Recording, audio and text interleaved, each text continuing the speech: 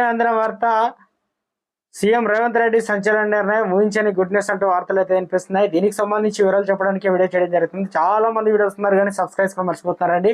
దయచేసి channel subscribe కానీ bell icon all పైన ట్యాప్ చేయండి. ఇటువంటి ఇంపార్టెంట్ ఇన్ఫర్మేషన్ మిస్ అవ్వకుండా మీ ఫోన్ నోటిఫికేషన్ వస్తుందండి.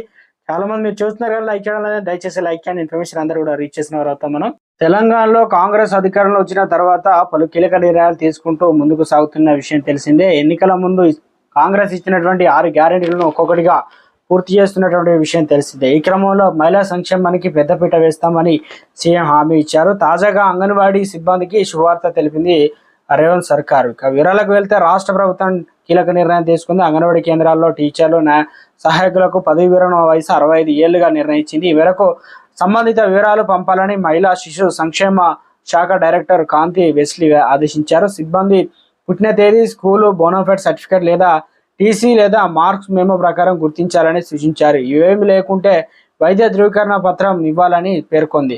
సంబంధిత వివరాల ప్రకారం ఏప్రిల్ 30 నాటికి పంపించాలని అధికారులు ఆదేశాలు పంపించారు. రిటైర్ అయినటువంటి అంగన్వాడీ సిబ్బందికి ఆసరా పెన్షన్లు కూడా మంజూరు చేస్తామని తెలిపారు. అంగన్వాడీ టీచర్లకు సహాయకులకు 50,000 చొప్పున ప్రోత్సాహకాలు కూడా ఇవ్వాలని నిర్ణయించినట్లు తీసుకున్న ఉత్తర్వుల్లో స్పష్టం చేసినట్టు తెలుస్తుంది. వార్త విన్న అంగన్వాడీ టీచర్లు సీఎం రేవంత్ రెడ్డి తీసుకున్న నిర్ణయంపై హర్షం వ్యక్తం చేస్తున్నారు.